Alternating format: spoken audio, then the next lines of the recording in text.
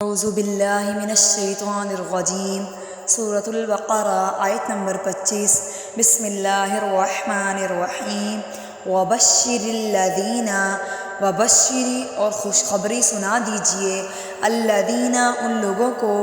آمنوا جو ایمان لائے وعملوا اور عمل کیے الصالحات نیک انا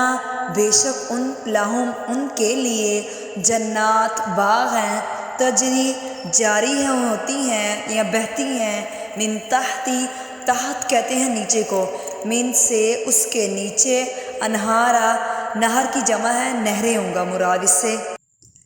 کلما جب بھی روزی کو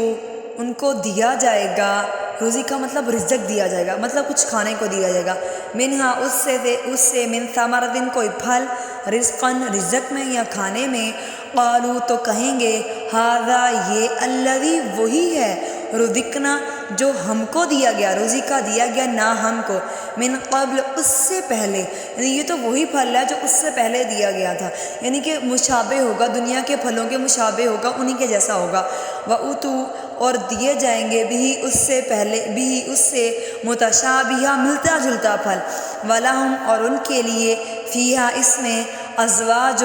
بیویاں ہیں مطہرہ پاکیزہ وہم اور وہ فیہا اس میں خالدون ہمیشہ رہیں گے۔ آج کے سبق کے اندر جو ذکر کیا گیا وہ ان کو خوشخبری سنا دے جو نیک کام کرتے ہیں ان کے لیے جنات ہوں گے باغات ہوں گے اس کے نیچے نہریں بہتی ہوں گی ایک خوبصورت منظر کو بیان کیا پھر ان سے کہا کہ ان کو پھل دیا جائے گا جو دنیا کے پھلوں جیسا ہی ہوگا لیکن جب وہ اس کو کھائیں گے وہ اس قدر لذیذ ہوگا اور وہ کہیں گے اس جیسا ہم نے کبھی پھل نہیں کھایا پھر ان کے لیے بیویاں ہوں گی جو کہ پاکیزہ ہوں گی کہ کسی بھی اور شخص کی نگاہ نے ان کو نہیں دیکھا ہوگا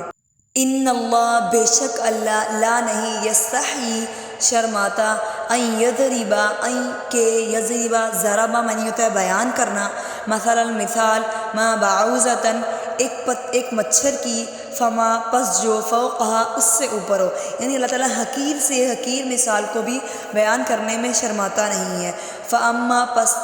پر الذین وہ لوگ آمنوا جو ایمان لائے پس یعلمون وہ جانتے ہیں انہ کہ وہ الحق حق ہے من ربک ان کے رب کی طرف سے کہ ان کے رب کی طرف سے ہر چیز جو ہے وہ برحق ہے واما اور پر الذین وہ لوگ کفروا جنہوں نے کفر کیا فیقولون پھر وہ کہتے ہیں ماذا کیا ارادہ کیا ہے اللہ نے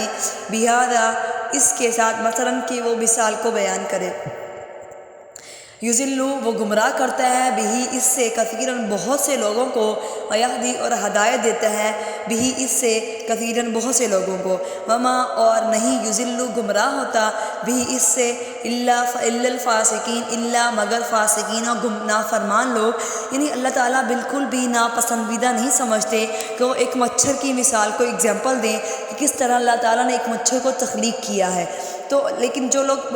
ایمان والے ہوتے ہیں جو سمجھنا چاہتے ہیں جو حق کی بات پر ہوتے ہیں وہ اس مچھر کی پیدائش کو دیکھتے ہوئے اللہ کی تخلیق خدا کو یقین جانتے ہیں اس کے وحدہ لا شریک ہونے کا اقرار کرتے ہیں اور لیکن اسی مثال کو دیکھتے ہوئے جو لوگ ایمان نہیں لانا چاہتے وہ گمراہ ہوتے ہیں اور اسے طرح طرح کے سوال کرتے ہیں تو یہی بتا دیا کہ اللہ جس کو چاہتا ہے اس کو ہدایت دے دیتا ہے اور جس کو چاہتا ہے ایک مثال کے ذریعے ہی اس کو گمراہ کر دیتا ہے اور گمراہ وہی لوگ ہوتے ہیں جو نافرمان ہوتے ہیں جو کہ دین کو سمجھنا ہی نہیں چاہتے